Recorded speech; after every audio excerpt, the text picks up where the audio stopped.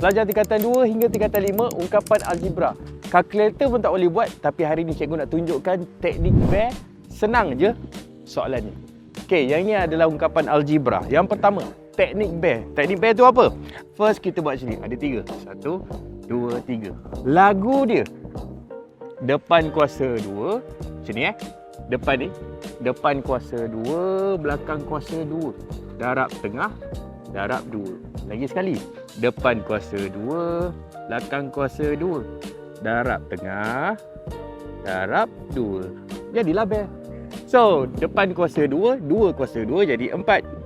X kuasa 2 jadi X kuasa 2.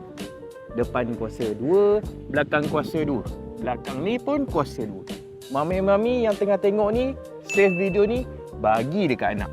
3 kuasa 2 jadi 9. Lepas tu darab tengah. Ni dengan ni darab. Jadi 6X sebab 2X kali 3. Lepas tu darab 2. Ni jadilah 12X. So jawapan akhir dia jadi 4X kuasa 2 tambah 12X tambah 9. Inilah soalan yang wajib keluar YOSA dan juga SPM. Senang kan? So, korang follow dulu cikgu. Cikgu nak bagi lagi teknik-teknik yang mudah dan senang khas untuk korang.